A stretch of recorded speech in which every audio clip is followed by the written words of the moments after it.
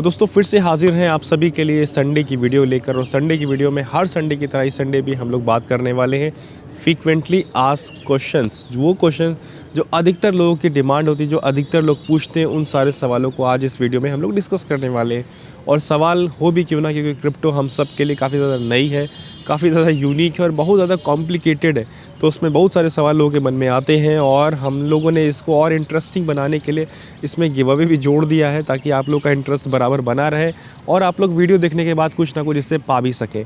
तो इसीलिए give away भी कर दिया, लेकिन अब वो गिव अवे यूट्यूब से उठाकर ट्विटर पर शिफ्ट कर दिया है ताकि विनर आसानी से मिल सके। तो अगर आपको भी विनर बनना है तो ट्विटर पे जाके अपना कमेंट वगैरह करना पड़ेगा। उस ट्विटर का जो लिंक है वो यूट्यूब के पिंड कमेंट में फर्स्ट कमेंट में है, आराम से उसको पा सकते हैं।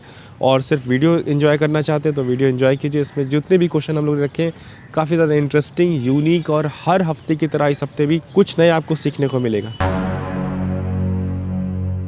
तो स्टार्ट करते हैं आप सभी के सवालों के बारे में। जिसमें सबसे पहला जो सवाल आया है वो फन वीडियो फॉर चिल्ड्रन का है। और उनका कहना ये है कि आपने अभी तक का जो ट्रेड किया है उसमें सिर्फ बाय किया और इसी साल शुरुआत की और अभी सेल नहीं किया है और प्रॉफिट भी नहीं बुक किया है, तो आपको क्या TDS भरना पड़ेगा? तो आपने इतनी सावधानी पहले ही कर लिया है, तो अभी फ़िलहाल टैक्स तब तक नहीं भरना है जब तक आप प्रॉफिट बुक ना करें, सेल ना करें। जब कभी भी सेल करेंगे और अगर आप इंटरनेशनल एक्सचेंज में है इत्तेफाक से, तो वहाँ भी कोई बोलने नहीं आएगा आपको कि टैक्स भरना है, आपको खुद से भरना पड़ेगा। नेक्स्ट सवाल उससे भी ज़्यादा इंटरेस्टिंग है और इस तरीके के सवाल मुझे ईमेल पर भी आते हैं। सवाल क्या है सुनिए ध्यान से। सवाल ये है कि कितना शिबा इनू रखने पर 1 करोड़ कमा सकता हूँ? तो ये तो शिबा इनू ही बता सकता है। और इस तरीके का और भी मुझे सवाल आता है कि अगर मैंने जो शिबा इनू बाय किया है वो 1 करोड़ का हो गया तो बैंक से विड्रॉल कैसे करेंगे? बहुत सारे लोगों के मन में इस तरीके के सवाल है और मेरे ख्याल से ये सवाल उसी तरीके का है कि जैसे मैं कितनी शादी करूं या कितने बच्चे पैदा करूं जो कि एक बच्चा मेरा प्रधानमंत्री बन जाए। तो मतलब वो तो तभी पॉसिबल पता चलेगा जब वो चीज़ें होना शुरू होंगी। और रही बात शिबा इनू की, तो शिबा इनू में ऐसा कुछ भी अभी फ़िलहाल ऐसा नहीं है कि 1 करोड़ के बारे में, शिबा इनू के बारे में सोचा जाए। नेक्स्ट सवाल काफ़ी ज़्यादा लंबा और इम्पॉर्टेंट है और इन्होंने टू द पॉइंट सारी बात किया है। जॉन है और इन्होंने बोला है कि आपने मुझे 557 डेज़ से फॉलो कर रहे हैं। जब मैंने कमेंट का स्क्रीनशॉट लिया शायद अभी 560 दिन हो गए होंगे। तो थैंक यू सो मच, इतने लंबे समय का आपसे ध्यान है मुझे।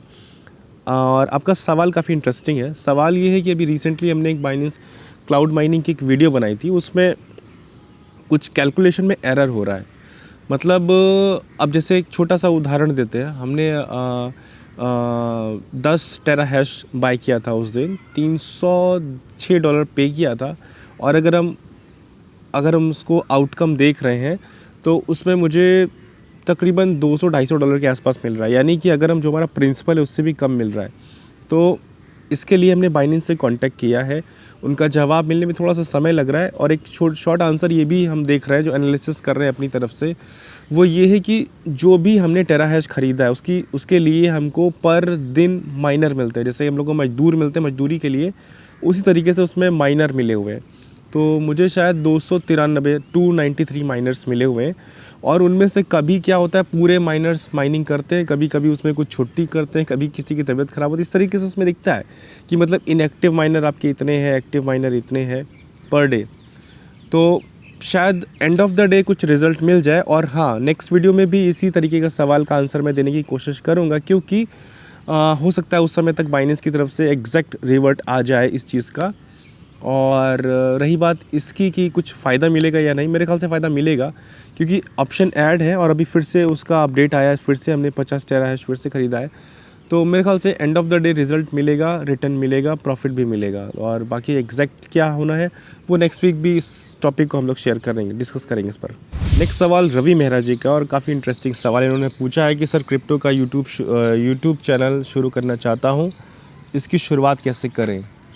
आराम से, सब कुछ फ्री है, आराम से शुरुआत कर सकते हैं।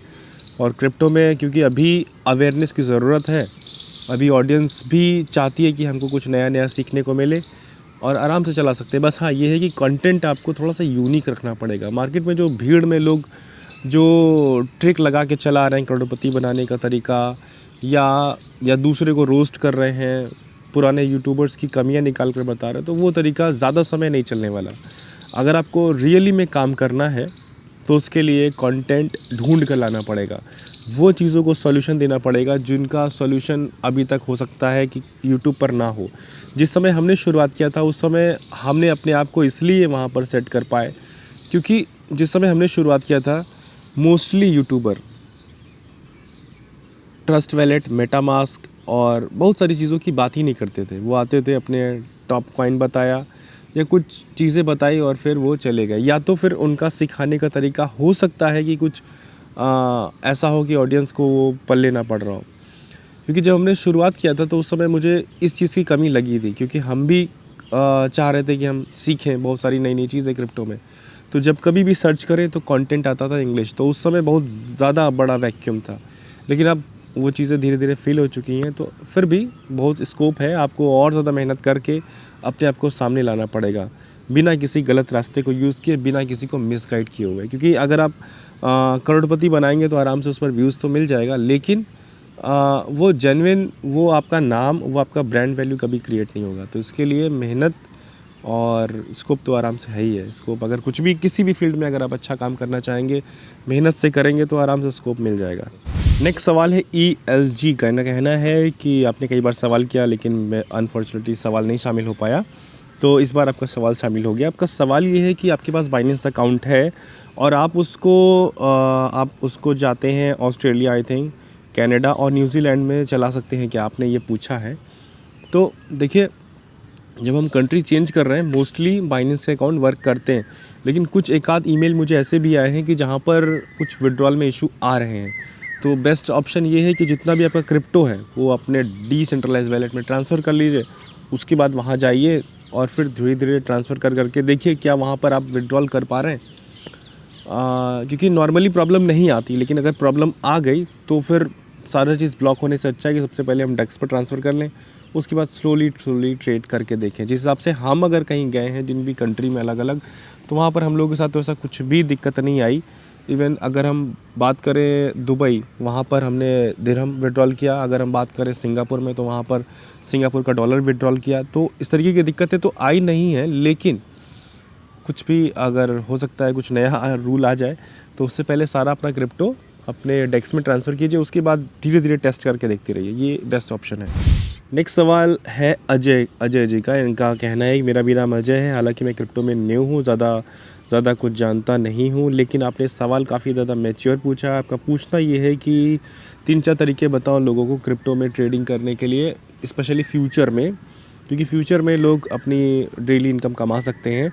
और आपने कुछ अपने सजेशन भी दिए हैं। सजेशन ये है कि स्पॉट में बाय कर लो और उसके बाद फिर उसको फ्यूचर में जाके शॉर्ट कर दो, या फिर स्पॉट अपना फ्यूचर में लॉन्ग कर दो, स्पॉट में आपका बाय है।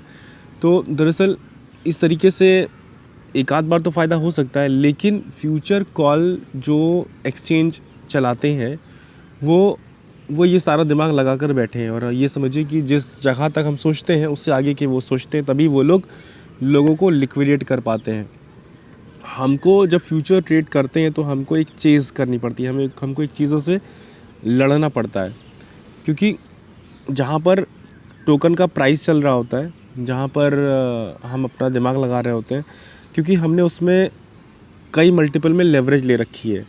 थोड़ा सा प्रॉफिट हमारा स्पॉट में हुआ, लेकिन कई मल्टीपल में हमारा नुकसान हो जाएगा हमारे फ्यूचर में। तो ये तरकीब, बहुत सारी चीज़ें हैं, नहीं काम करेगी, लेकिन कुछ एक आध ट्रिक्स हैं जिनसे अपना लॉस आप कम कर सकते हैं। उसके बारे में हम लोग जल्दी वीडियोस में डिस्कस करेंगे कि कौन कौन सी वो ट्रिक्स हैं जिससे लॉस कम कर सकते हैं और प्रॉफिट बढ़ा सकते हैं। बाकी फ्यूचर एक बेस्ट ऑप्शन है इस समय ट्रेडिंग करने का, लेकिन हाँ, उसमें अगर नए जंप कर रहे हैं तो नुकसान के अलावा कुछ और नहीं मिलता है। तो खैर, जल्दी हम लोग टिप्स के बारे में बात करेंगे। और हाँ, आपकी टिप्स जो दिया उसके लिए थैंक यू।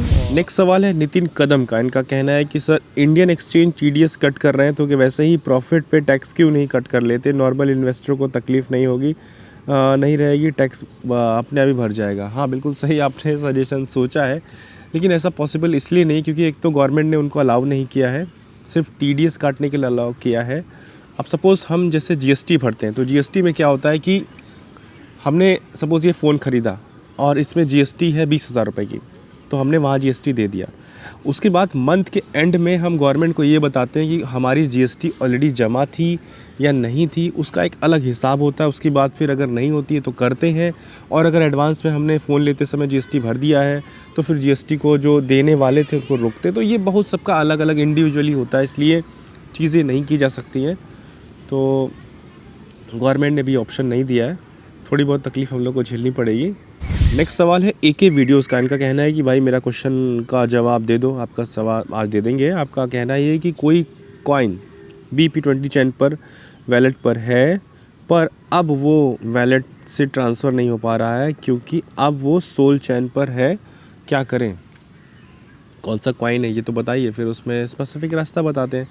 नेक्स्ट सवाल है घनश्याम तिवारी जी का। इनका कहना है thank you Ajay ji, thank you so much for supporting us. आपने BTC क्लाउड माइनिंग के बारे में बताया था, मैंने 10 टेरा बाय किया 306 यूएसडीटी में। आज मॉर्निंग से अर्निंग हुआ है $0.6। अगर इस तरीके से हुआ तो प्रिंसिपल भी 360 दिन में नहीं मिल पाएगा। नहीं, ऐसा नहीं है। जो मैंने बताया ना, उसमें वर्कर जो है वो अप डाउन हो रहा है। एक तो ये रीज़न है, दूसरा और नेक्स्ट वीडियो में नेक्स्ट वीक में हम लोग इसको और डिटेल में बात करेंगे। नेक्स्ट सवाल है दीपांकर कुमार का। इनका कहना है सर जी प्रणाम आपको, और आपने बोला है कि बहुत समय से आप फॉलो कर रहे हैं। दरअसल कुछ लोग ये लाइन अक्सर लिख रहे हैं, तो ऐसा नहीं, इसके पीछे कोई रीज़न नहीं, आप लोग फॉलो कर रहे हैं, मैं जानता हूँ, लेकिन काफ़ी सारे लोग ये लाइन यूज़ कर रहे हैं। ऐसा नहीं है कि ये लाइन यूज़ करेंगे तभी क्वेश्चन पिक होगा, ये नॉर्मल है, ऐसा नहीं है। खैर, आपका सवाल ये है कि आपने बहुत सारी चीज़ मुझे सीखी है, और आपका पूछना ये है कि फ्यूचर ट्रेड पर जो TDS इंटरनेशनल एक्सचेंज क्योंकि काट ही नहीं रहे, और आपने आगे बोला है कि इंडियन एक्सचेंज पे फ्यूचर किया तो कि फ्यूचर सिर्फ कॉन्ट्रैक्ट। हाँ, आपका सवाल मैं समझ गया। देखिए, जो इंटरनेशनल एक्सचेंज है उस पर आप फ्यूचर ट्रेड करिए, उसमें TDS नहीं कट रहा है, और उस पर जो एंड में जो हमको प्रॉफिट होगा उस पर 30% टैक्स दे दीजिएगा। और अगर बात करें इंडियन एक्सचेंज पर जो फ्यूचर ट्रेड है, वो अभी मेरे ख्याल से उसमें फ्यूचर ट्रेड में भी उतना मज़ा नहीं आएगा। तो अगर फ्यूचर ट्रेड ही सिर्फ करना है तो आपके लिए बेस्ट ऑप्शन इंटरनेशनल एक्सचेंज ही है। और इंडियन एक्सचेंज का जो फ्यूचर ट्रेड का जो टर्म एंड कंडीशन है वो भी हमने रीड भी नहीं किया है। नेक्स्ट सवाल है VINCE।